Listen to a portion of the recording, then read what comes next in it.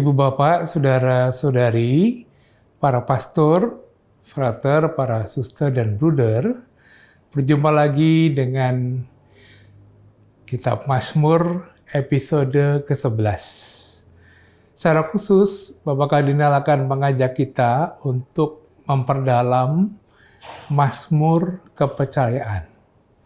Kepada kita akan disampaikan salah satu contoh Mazmur kepercayaan, yaitu Mazmur 27. Dan nanti juga akan dijelaskan struktur doa dalam Mazmur kepercayaan itu. Selain itu, di bagian akhir beliau juga akan sedikit menyinggung mengenai tradisi ibadat di dalam gereja. Karena itu episode ini menjadi sangat menarik. Selamat mendengarkan, selamat merenungkan, selamat berdoa.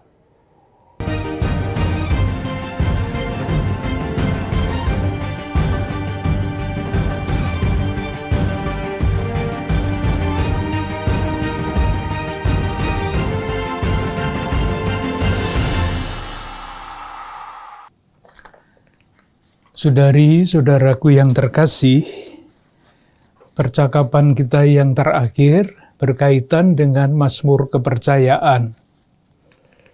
Secara singkat kita ulang lagi secara sangat garis besar.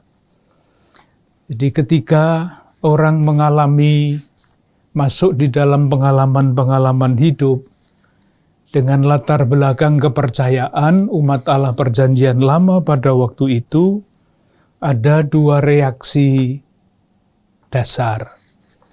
Yang pertama adalah pujian. Kalau kehidupan sesuai dengan keyakinan yang dianut, maka yang muncul adalah pujian. Dari lain pihak, kalau pengalaman-pengalaman hidup yang konkret itu tidak sesuai dengan keyakinan, yang muncul adalah keluhan. Atau mungkin dengan istilah yang lebih baik, permohonan. Maka ada dua kelompok mazmur besar, mazmur pujian dan mazmur permohonan atau mazmur keluhan. Nah, berkaitan dengan mazmur keluhan, mazmur permohonan, diturunkan dua jenis kelompok mazmur yang boleh dikatakan konsekuensi dari mazmur keluhan atau mazmur permohonan itu. Kalau orang memohon dan permohonannya itu dikabulkan, maka ia akan bersyukur. Nah, di dalam mazmur permohonan, meskipun sedang atau baru memohon, seringkali ada janji untuk bersyukur itu. Dan bersyukur itu di dalam lingkungan umat Allah Perjanjian Lama, bukan dengan pertama-tama kata-kata, tapi dengan mengajak orang ke bait suci, membawa korban di sana, dan kemudian sebagian dari binatang korban itu dipakai untuk makan bersama di halaman bait suci, dijamu oleh Allah. Nah, di dalam perjamuan makan itulah orang yang bersyukur bercerita tentang pengalamannya. Dan ini menjadi unsur yang amat penting. Bersyukur artinya menceritakan kebaikan Allah bagi dirinya. Memberikan kesaksian. Nah, karena ada sekian banyak ucapan syukur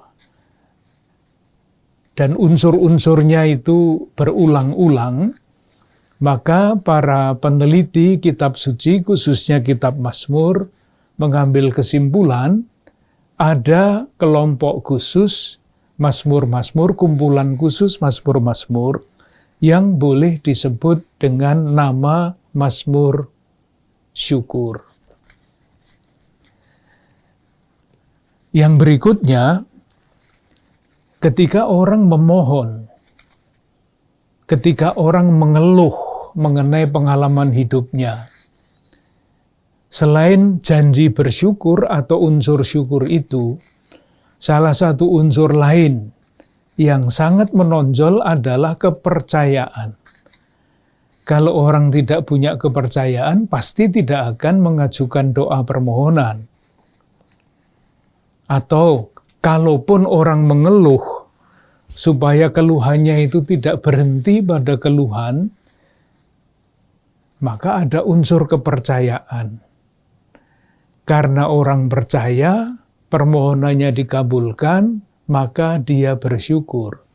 Nah, seperti halnya ada jenis-jenis mazmur yang isinya dominan syukur, demikian juga ada sejumlah mazmur yang isinya itu dominan kepercayaan. Oleh karena itu, para peneliti kitab Mazmur memberikan judul kelompok yang dominan ucapan kepercayaannya itu Mazmur kepercayaan. Kita sampai di situ, dan salah satu yang sudah kita mulai baca, kita mulai renungkan, adalah sebagai contoh Mazmur kepercayaan, itu Mazmur 27. Sekarang kita akan menyelesaikan pembicaraan mengenai Mazmur dengan Mazmur 27 ini. Sesudah itu kita selesai percakapan kita mengenai Mazmur. Nanti kita lihat apa yang masih bisa kita lakukan sesudah ini selesai. Mazmur 27. Saya hanya akan membaca ayat-ayat ini dan kemudian menunjukkan yang kita baca langkah per langkah itu isi pokoknya apa. Yang pertama ayat 1. Tuhan adalah terangku dan keselamatanku. Kepada siapakah aku harus takut? Tuhan adalah benteng hidupku, terhadap siapakah aku harus gemetar? Unsur kepercayaannya sangat jelas. Yang pertama, yang amat jelas adalah unsur pernyataan kepercayaan. Tuhan berperan di dalam hidupnya. Peran itu diungkapkan dengan berbagai macam kata simbolik. Yang pertama, Tuhan adalah terangku. Tuhan adalah penyelamatku. Tuhan adalah benteng hidupku. Kata-kata itu menunjukkan pengalaman yang sangat pribadi pendoa Mazmur akan peranan Tuhan di dalam hidup mereka. Saya merumuskannya dengan sederhana ya, pengalaman pribadi pendoa Mazmur, siapakah Allah itu bagi hidupnya. Di balik pernyataan ini, ada sesuatu yang sesungguhnya amat menentukan. Karena apa? Karena orang yang percaya sampai mengalami secara pribadi peranan Allah, pengalaman akan Allah yang sangat pribadi. Moga-moga apa yang ingin saya sampaikan tidak terlalu berbelit-belit. Maksud saya begini, kalau kita melihat riwayat hidup orang-orang kudus, yang sangat menentukan di dalam hidup mereka adalah pengalaman siapakah Allah itu bagi hidupnya. Jadi bukan pertama-tama paham, tetapi pengalaman. Dan pengalaman itu sumbernya adalah paham. Kita ambil saja contoh yang paling gampang, Paus Fransiskus masih ada di antara kita. Kalau kita bertanya pada usia yang sekian 86 tahun, Paus Fransiskus memimpin gereja dan pengaruhnya bagi umat manusia begitu besar.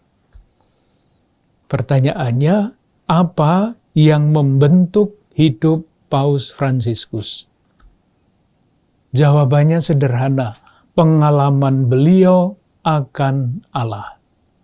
Sama seperti pendoa Mazmur, mengalami Allah adalah terang, Allah adalah benteng. Untuk Paus Fransiskus, pengalaman akan Allah, kita semua tahu ceritanya, itu dialami pada waktu beliau berusia 17 tahun. Nah, sekarang sudah 86 tahun. 60 tahun, 70 tahun lewat. Tetapi pengalaman yang beliau terima pada usia 17 tahun, sekarang masih sangat menentukan pelayanan beliau. Kalau melihat semboyan Paus Fransiskus, itu kan eligendo miserando atque eligendo, bahasa Latin. Yesus melihat Levi dengan mata yang berbelas kasihan dan memanggil dia.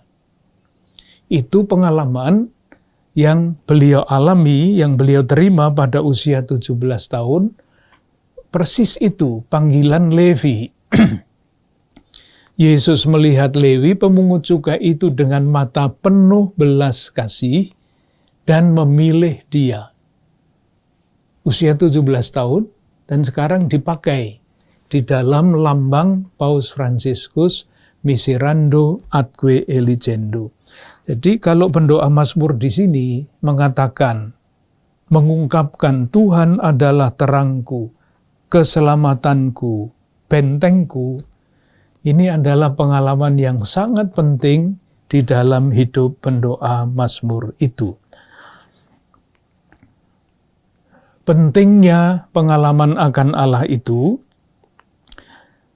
ditegaskan lagi dengan akhiranku yang diulang-ulang. Saya membaca, tolong dirasakan perbedaannya. Tuhan adalah terang dan keselamatan. Tanpaku ya. Rasanya bagaimana kalau dibandingkan dengan saya membaca Tuhan adalah terangku dan keselamatanku. Yang pertama tadi kan umum, Tuhan adalah terang. Iya benar, tapi saya ngalami apa enggak? Pertanyaannya kan itu. Tuhan adalah keselamatan, iya benar, tetapi bagi saya berbunyi apa enggak rumusan itu? Nah, di dalam ayat 1 ini, akhiranku itu berulang-ulang. Terangku, keselamatanku, benteng hidupku. 3 kali. Menjadi sangat jelas, ini adalah pengalaman pribadi, bukan sekedar pendapat umum. Yang berikutnya, ayat 2 sampai ayat 3. Pertanyaan kita terhadap ayat 1, dari mana pendoa Mazmur ini sampai kepada pengalaman itu? Terangku, bentengku, keselamatanku. Jawabannya ada pada ayat 2 dan 3. Ketika penjahat-penjahat menyerang aku untuk memakan dagingku, yakni semua lawanku dan musuhku, mereka sendirilah yang tergelincir dan jatuh. Silahkan merasa-rasakan kalimat ini. Ini adalah pengalaman masa lampau. Ketika penjahat-penjahat menyerang aku, mereka sendirilah yang tergelincir dan jatuh. Sekalipun tentara berkemah mengepung aku, tidak takut hatiku. Sekalipun timbul peperangan melawan aku, dalam hal itu pun aku tetap percaya. Jadi ada 2 hal yang dikatakan di sini. Yang pertama adalah pengalaman masa lampau. Dikatakan dengan sangat mungkin dibangatkan. Dia diserang oleh musuh. Dan musuh itu digambarkan sebagai binatang buas yang ingin memakan dagingnya. Tetapi musuh-musuh itu semua kalah. Mereka sendirilah yang tergelincir dan jatuh. Musuh-musuhnya kalah. Nah, kemudian karena pengalaman yang sangat sangat eksistensial itu, yang sangat pribadi dan menentukan itu, sesudah dia merumuskan kepercayaannya pada ayat 1, sekarang kepercayaan itu diungkapkan lagi dengan bahasa yang berbeda dan mungkin secara berlebih-lebihan. Kenapa dikatakan berlebih-lebihan? Dibaca saja, sekalipun tentara berkemah mengepung aku. Ini sepasukan tentara yang mengepung dia sendiri. Tidak takut hatiku. Jadi dibandingkan dengan tentara yang mengepung, dia seorang diri, tentaranya mengepung, itu artinya banyak. Dia katakan, aku tidak takut. Sekalipun timbul peperangan melawan aku, dalam hal itu pun tetap percaya. Ini keyakinan. Jadi keyakinan pengalaman akan Allah berdasarkan pengalaman masa lampau. Tidak ada apapun yang dapat menggoyahkan kepercayaannya. Sekarang diberi dalam tanda kurung, sampai sekarang semuanya masih bagus. Tetapi yang namanya hidup itu pasang surut. Atau mungkin juga bisa dikatakan ketika orang berbicara dalam keadaan yang baik, dalam situasi pribadi yang kuat, ya pernyataannya bisa seperti ini. Tapi nanti akan kita lihat pada ayat-ayat berikutnya, pada ayat 7, suasananya terbalik sama sekali. Akan kita lihat pada waktunya. Ayat 4 masih melanjutkan dinamika batin yang sangat bagus. Satu hal telah kuminta kepada Tuhan, itulah yang kuingini. Diam di rumah Tuhan seumur hidupku, menyaksikan kemurahan Tuhan dan menikmati bait-Nya. Pendoa Mazmur ini dalam gambaran yang sebelumnya dikepung oleh musuh, oleh tentara dan sebagainya, tidak ada tanda-tanda bahwa dia minta ditolong dalam hal itu, dibebaskan dari keadaannya yang susah. Tidak ada tanda-tanda itu.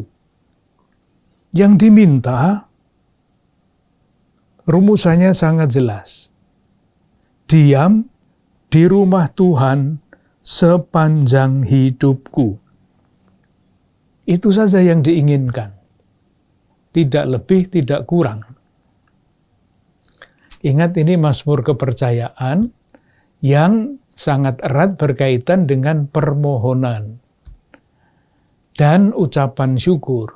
Tadi saya menyinggung, orang bersyukur itu artinya membawa korban, makan di bait suci sebagai undangan Tuhan, dan di situ dia bercerita mengenai kebaikan Tuhan. Nah, kalau pendoa Mazmur ini menginginkan diam di rumah Tuhan seumur hidup,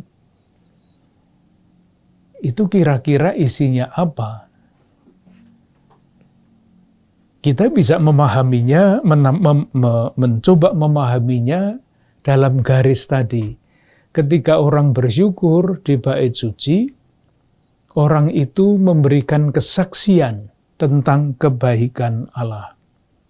Nah, kalau pendoa Mazmur ini ingin hidup di rumah Tuhan seumur hidup, menyaksikan kemurahan Tuhan dan menikmati bait-Nya. Menyaksikan itu mendengarkan kesaksian dari orang-orang yang bersyukur di bait suci, menceritakan kebaikan Tuhan yang dialami. Dan ketika orang mendengarkan kesaksian itu, ia ikut terlibat di dalam syukur itu, dan ketika mendengarkan kesaksian-kesaksian itu, imannya diteguhkan. Jadi tinggal di dalam rumah Tuhan, dalam arti itu, bukan tinggal diam saja, tetapi tinggal aktif mendengarkan kesaksian tentang kebaikan Tuhan. Ayat 5 masih melanjutkan, sebab ia melindungi aku dalam pondoknya pada waktu bahaya. Ia menyembunyikan aku dalam persembunyian di kemahnya. Ia mengangkat aku ke atas gunung batu. Ini masih melanjutkan yang ayat 1, Tuhan adalah terangku, keselamatanku, gunung batuku. Sekarang lebih diurai lagi. Pengalaman dilindungi oleh Tuhan, kedekatannya dengan Tuhan diungkapkan dengan lambang-lambang. Dilindungi di pondoknya, disembunyikan di kemahnya, aman karena ditempatkan di gunung. Jadi diam di rumah Tuhan, mengalami kebaikan Tuhan yang diungkapkan pada ayat 4, itu dirasakan pada ayat 5. Ayat 6 masih melanjutkan, maka sekarang tegaklah kepalaku, mengatasi musuhku sekeliling aku. Dalam kemahnya, aku mau mempersembahkan korban dengan sorak-sorai, aku mau menyanyi dan bermazmur bagi Tuhan. Jadi di dalam mazmur kepercayaan, juga ada janji untuk membawa korban. Artinya orang yang percaya itu akan selalu bersyukur dengan bentuk syukur yang lazim pada waktu itu. Nah sekarang,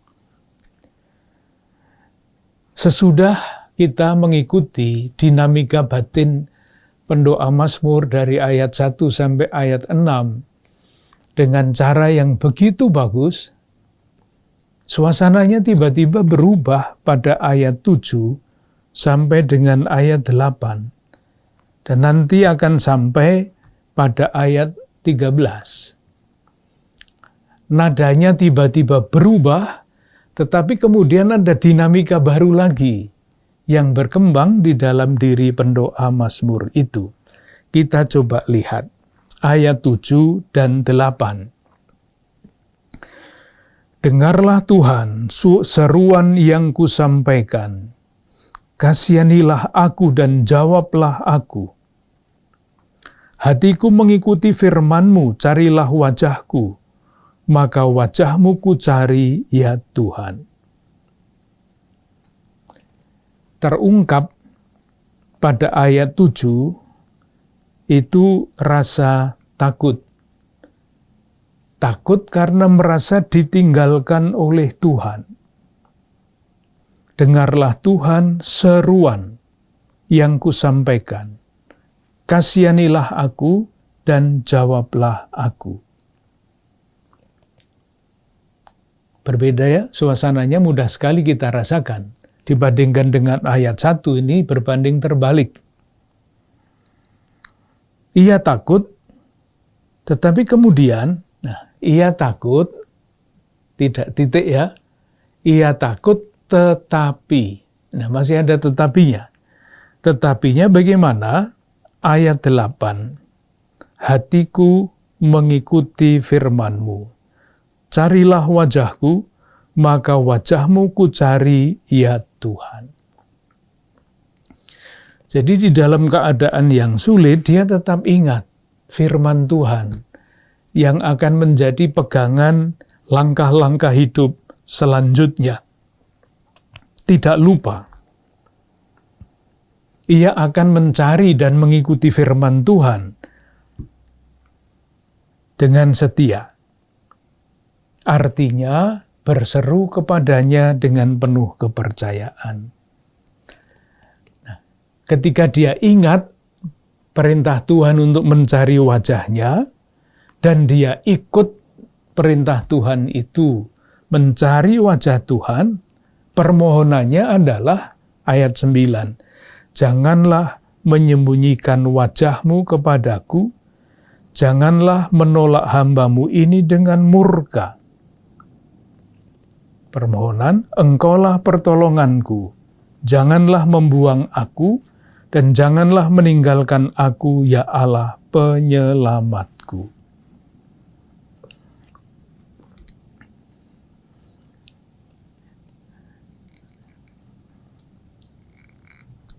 Ini permohonan-permohonan yang bersumber pada firman Tuhan yang mendorong dia untuk selalu mencari wajahnya.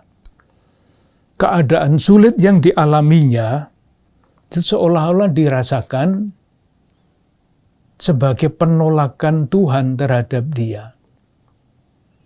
Silahkan juga mempertimbangkan suasana kejiwaan orang yang sedang berada di dalam kesulitan. Kalau saya tidak salah membayangkan, pribadi yang berada di dalam kesulitan itu sangat sensitif. Kata-kata yang begini ditafsirkan begitu, kata-kata yang biasa ditafsirkan menyerang. Nah, sama. Rupa-rupanya keadaan pendoa Mazmur yang sedang susah ini membuat dia berpikir, kalau begini Tuhan menolak aku.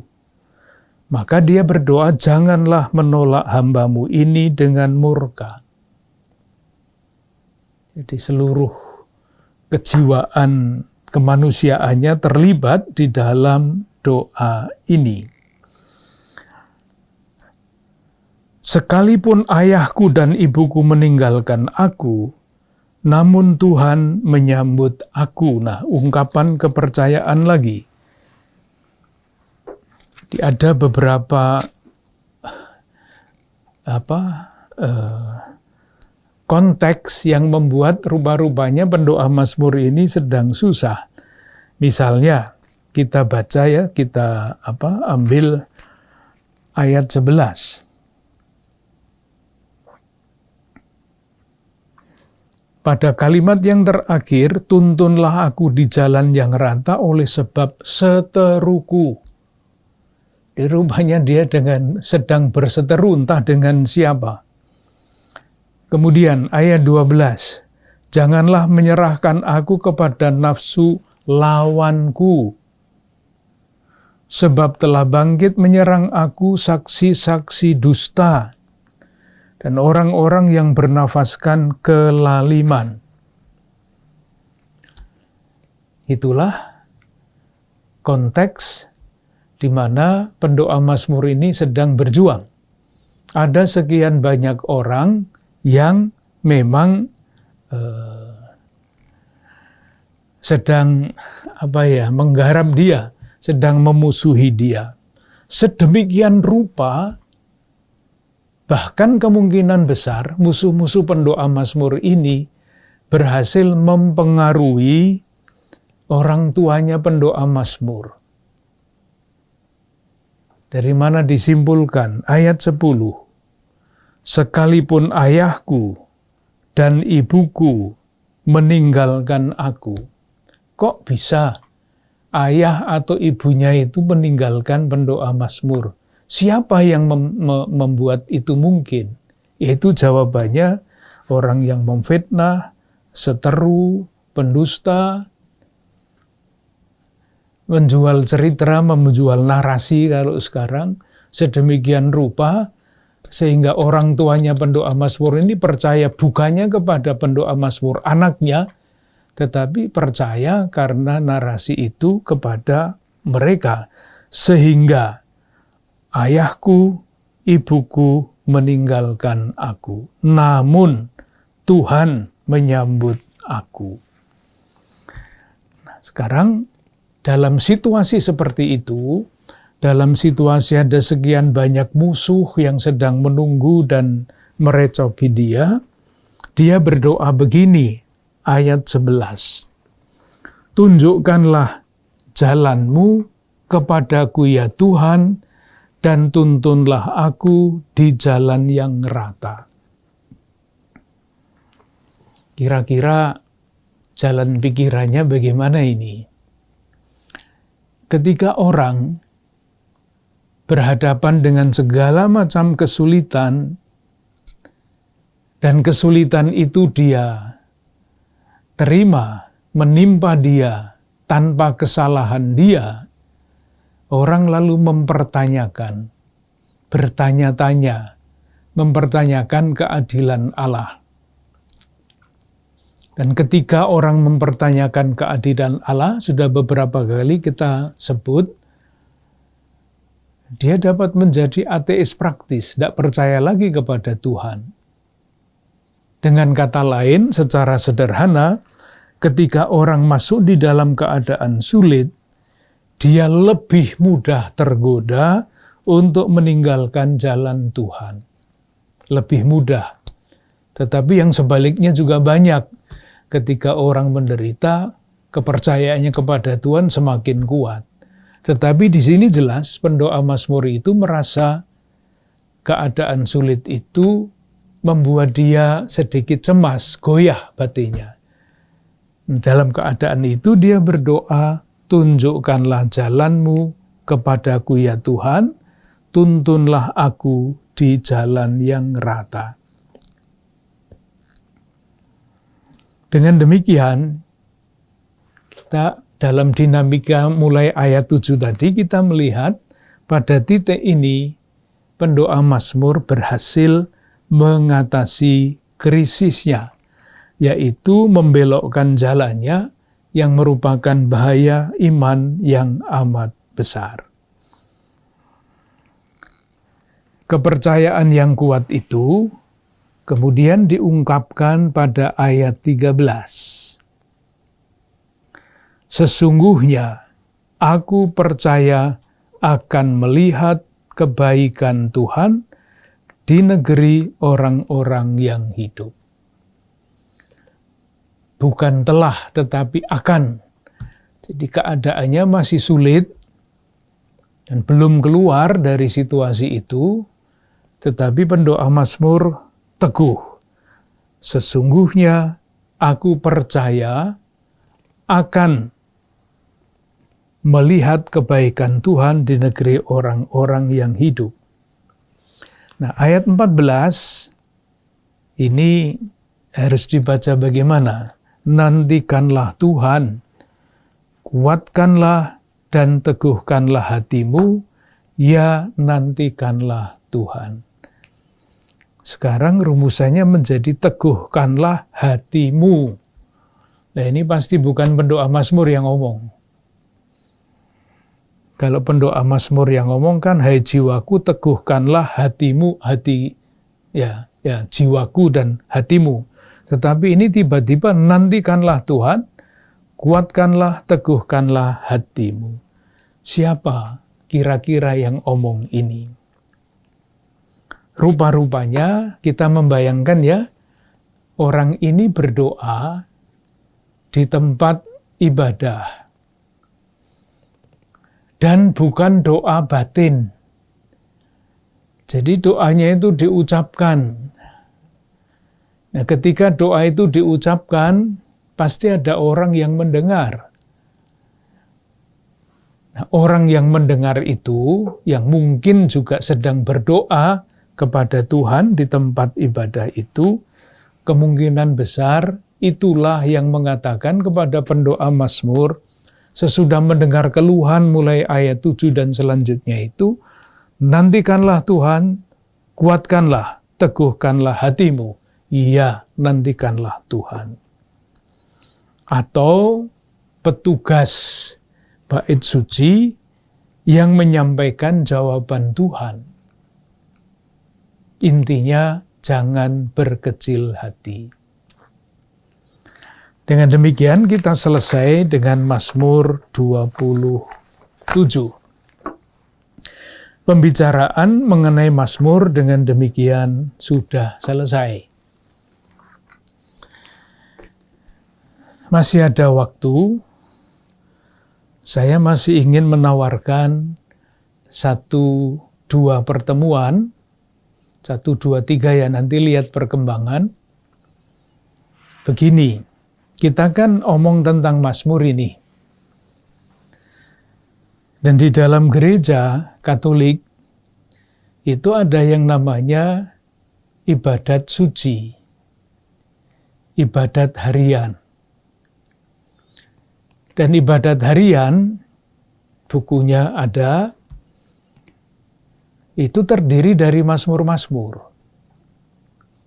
Madah Bakti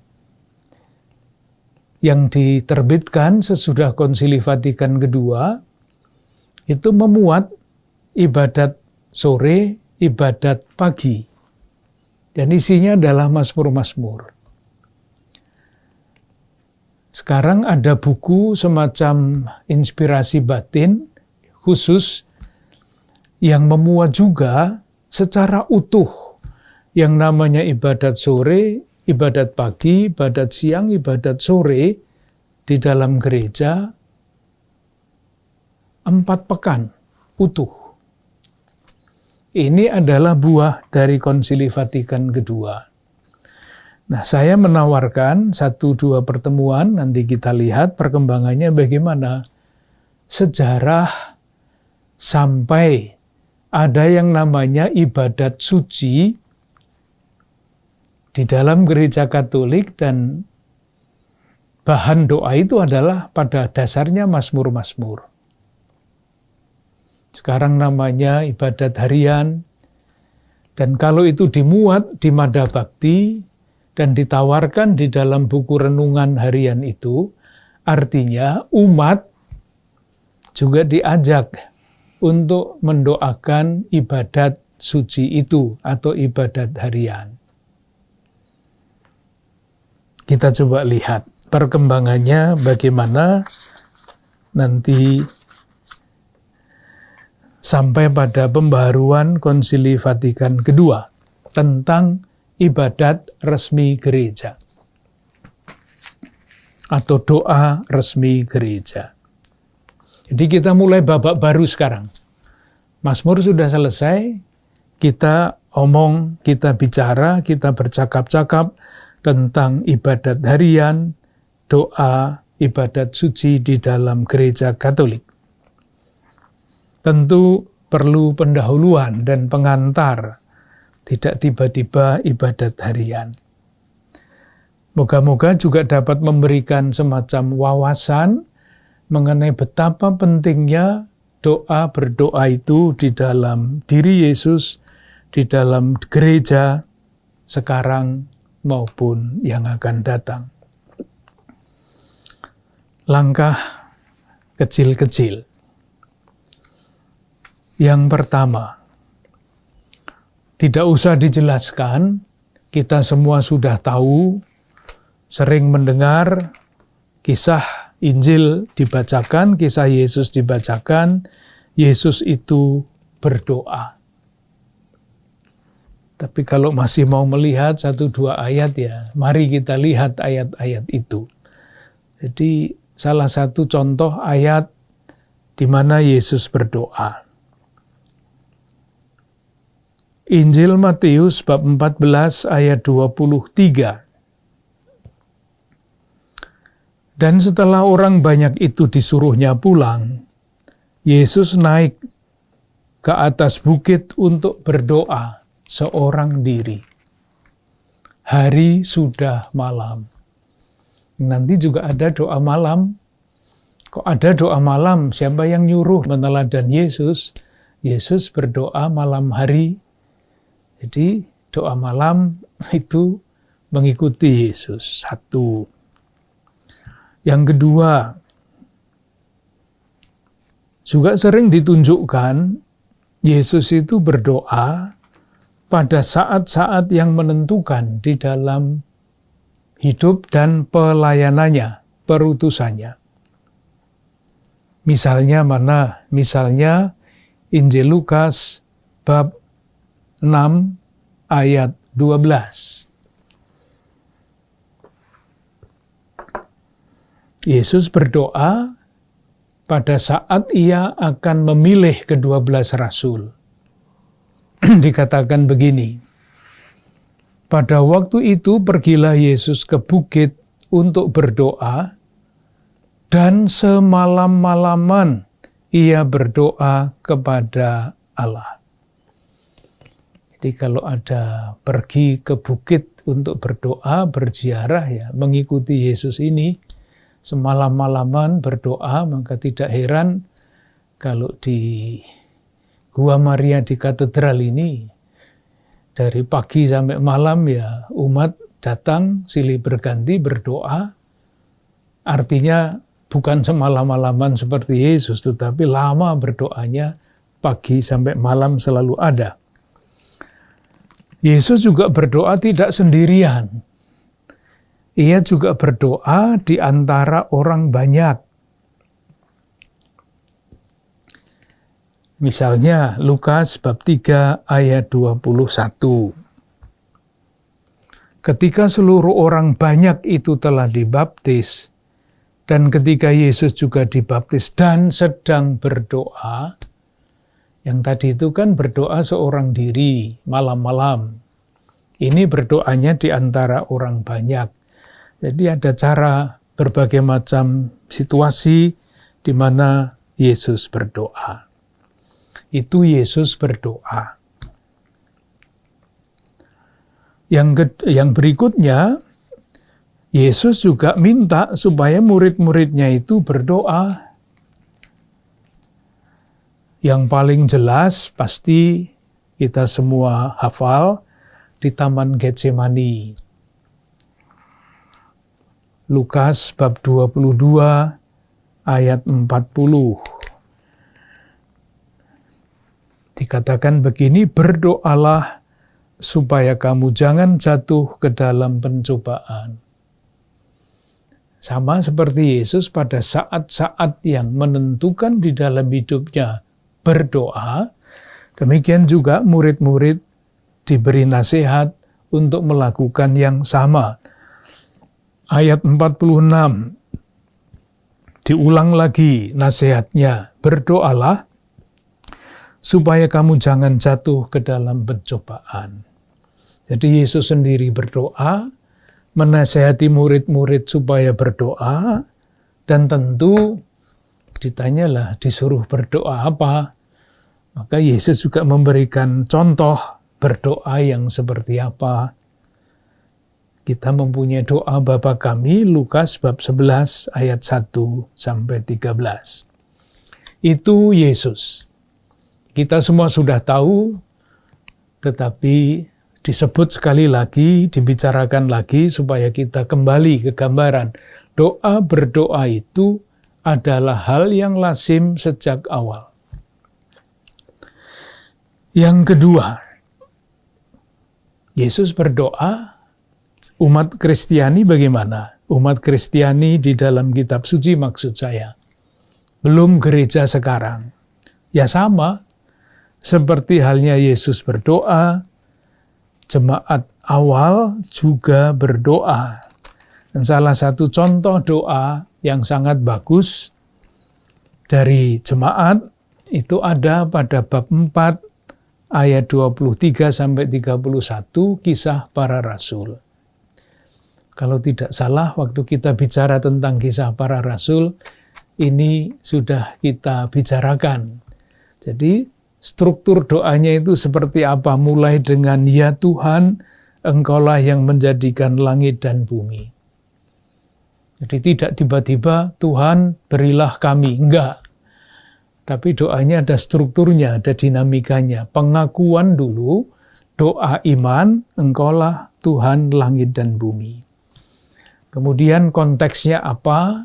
Baru kemudian ketika sudah ada pengakuan, ada semacam penegasan situasi, doanya di permohonannya diungkapkan pada ayat 29, jadi permohonannya tidak salah. Tidak tiba-tiba tembak minta ini. Saya baca ayat 29 ya. Dan sekarang ya Tuhan, lihatlah bagaimana mereka mengancam kami. Nah sekarang, dan berikanlah kepada hamba-hambamu keberanian untuk memberitakan firman-Mu. Yang diminta adalah keberanian, tidak dibebaskan dari penganiayaan. Karena kalau kita membaca kisah para rasul kan rumusannya untung ada penganiayaan. Kalau Yerusalem tidak dianiaya, murid-murid Tuhan ya hanya tinggal di Yerusalem saja. Tetapi ketika Yerusalem diobok-obok oleh musuh-musuh Tuhan, murid-murid semua lari sambil mewartakan Injil. Itu persis yang diminta dikabulkan. Berikanlah keberanian kepada kami untuk memberitakan firman. Rasul Paulus, ketika kita bercakap-cakap tentang surat-surat Paulus, salah satu unsur yang selalu ada kecuali satu adalah ucapan syukur. Syukur adalah sebentuk doa. Semua surat Rasul Paulus ada ucapan syukurnya. Misalnya, surat yang paling besar, surat kepada orang Roma, bab 1 ayat 8, pertama-tama aku mengucap syukur kepada Allahku. Pertama-tama, sebelum yang lain-lain mengucap syukur. Paulus juga berdoa kalau ingat akan umatnya. Mungkin tidak bagus kalimat itu ya, berdoa kalau ingat. Kalau tidak ingat gimana? Ya, mestinya berdoa karena dia selalu dekat dengan umatnya, maka dia berdoa untuk umat. Filipi bab 1 ayat 3. Aku mengucap syukur kepada Allahku setiap kali aku mengingat kamu.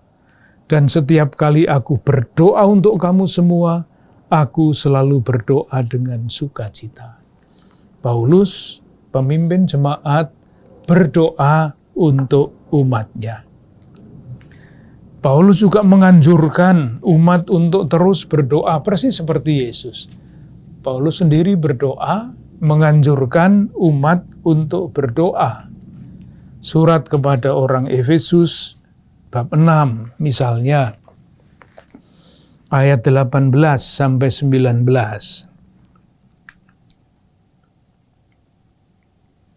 Dalam segala doa dan permohonan, berdoalah setiap waktu di dalam roh, dan berjaga-jagalah di dalam doamu itu dengan permohonan yang tak putus-putusnya untuk segala orang kudus. Berdoa untuk segala orang kudus, juga untuk aku, supaya kepadaku jika aku membuka mulutku dikaruniakan perkataan yang benar. Di Paulus berdoa, Paulus mengajarkan, menganjurkan jemaatnya untuk berdoa. Sekarang sejarah selanjutnya. Tadi Yesus, jemaat di dalam kitab suci, sekarang di dalam gereja. Di dalam gereja, salah satu peristiwa yang sangat menentukan adalah abad keempat. Kita masih ingat sejarah, sebelum abad keempat, tahun 323 Masehi, kekristenan itu dianggap musuh negara, musuh kekaisaran. Maka banyak martir sampai dengan abad keempat. Nah, ketika Kaisar Konstantinus menjadi kaisar, kekristenan bahkan diangkat menjadi agama negara, agama kekaisaran. Itu sejak abad 4. Sebelumnya, murid-murid Yesus kalau berdoa di rumah. Nah, mulai abad keempat, karena ada kebebasan untuk hidup sebagai murid-murid Yesus, didirikanlah banyak gereja-gereja, gedung-gedung gereja. Mulailah kebiasaan untuk berdoa di gereja. Doanya doa apa? Ya biasa, doa pagi, doa sore. Seturut dengan kebiasaan berdoa di dalam lingkungan orang-orang Yahudi. Biasanya di dalam gereja itu doa-doa umat dipimpin oleh uskup. Jadi jangan dibayangkan yang namanya uskup itu mempunyai wilayah seperti sekarang. Di Jakarta saja ada 68 paroki, pasti tidak bisa dipimpin semua oleh uskup.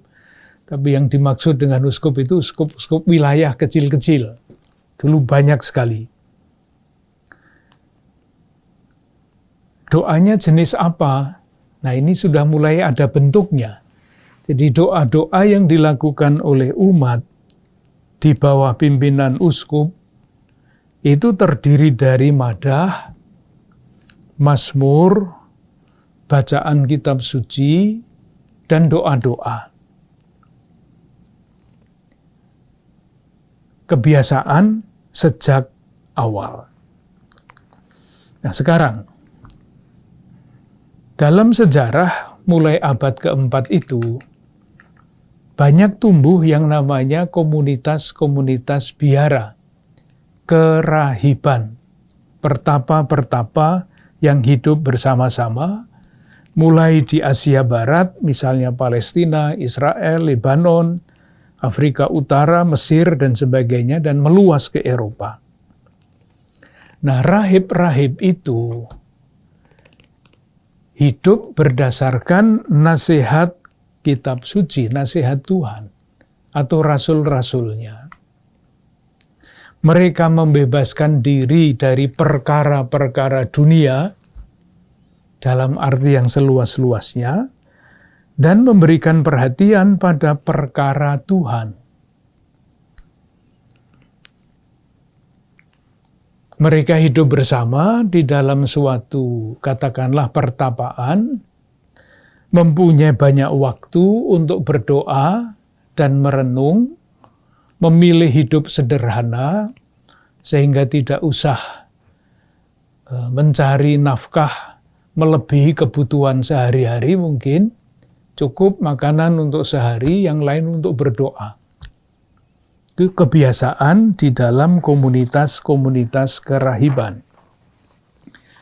Nah, caranya berdoa bagaimana? Nah, sekarang ditunjukkan Mazmur lagi.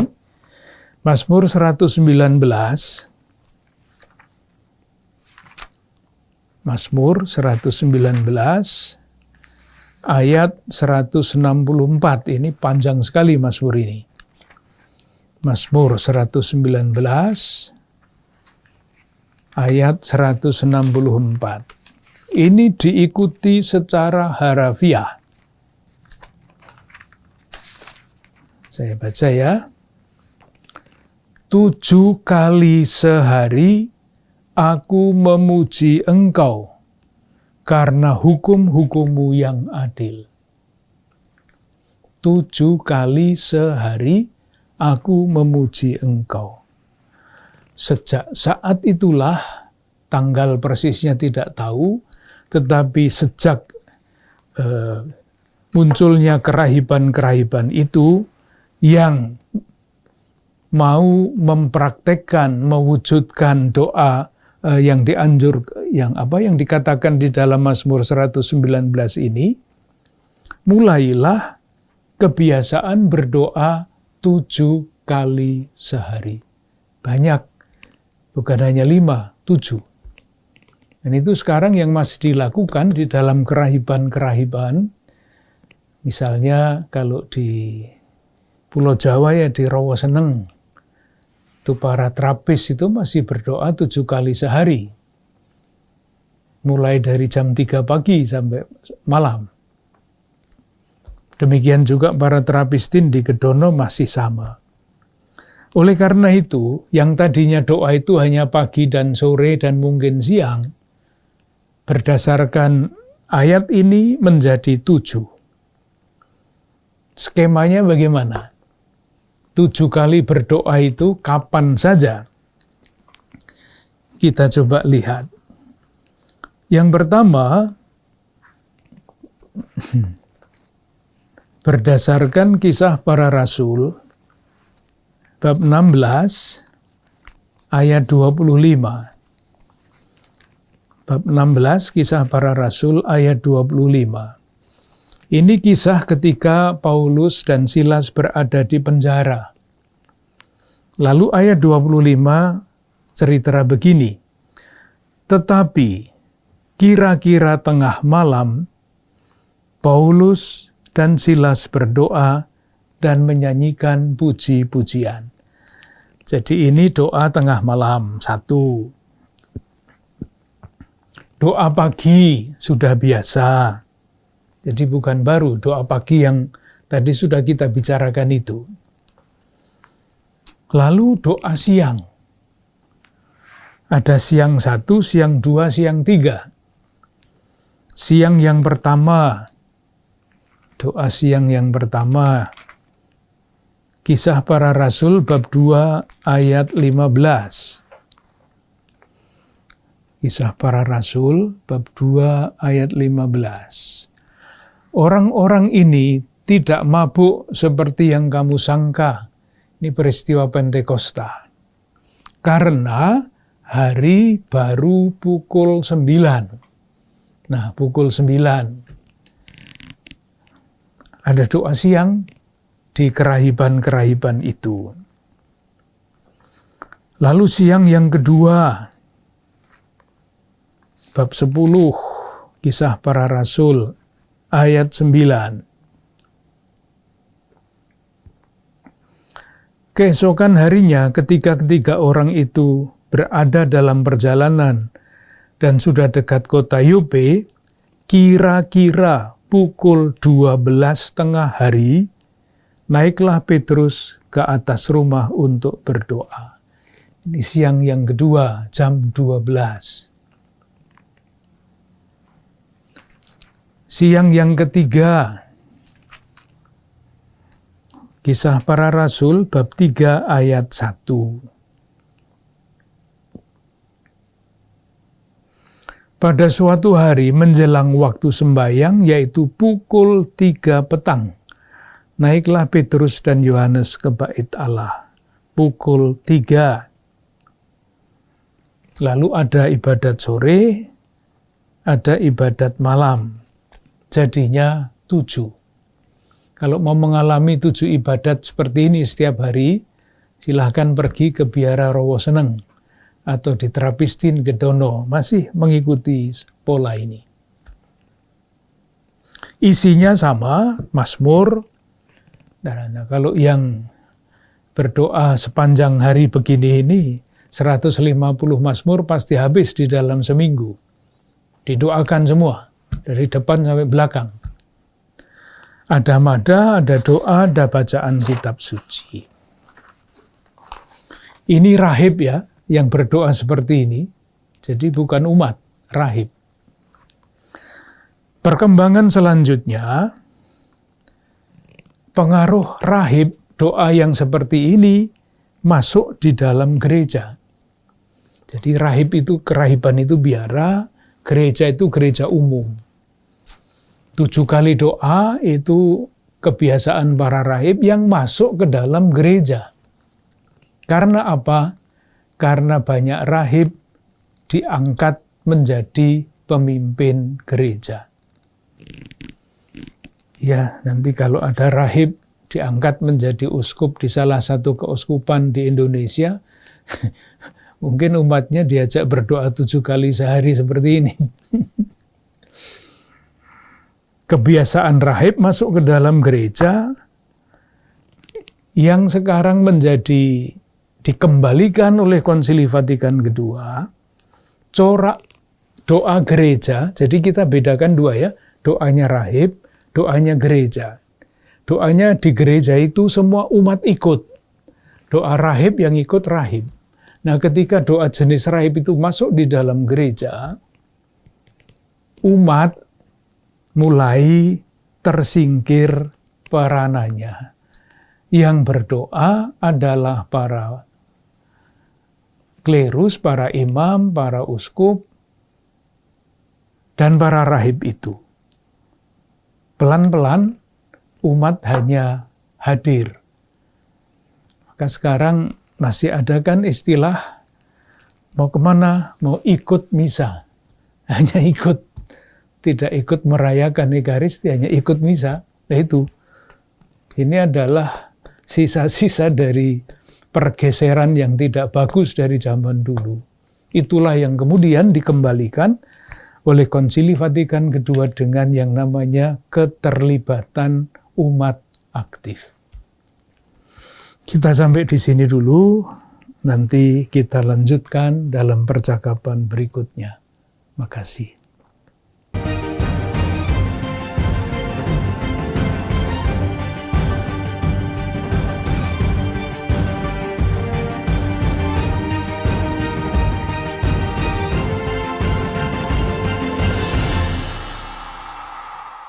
Saudara-saudari yang terkasih, kita menjadi paham bahwa tradisi mendaraskan doa, mendaraskan mazmur, sudah menjadi tradisi yang lama dalam sejarah. Yesus mengawalinya, kemudian para rasul, gereja perdana, dan juga kita saat ini memiliki ibadat harian di mana kita mendaraskan dalam waktu tertentu setiap hari. Semoga kita dapat bertekun dalam kasana-kasana doa, sabda Tuhan yang diberikan gereja kepada kita. Sampai jumpa pada episode minggu depan, mari kita mohon berkat Tuhan.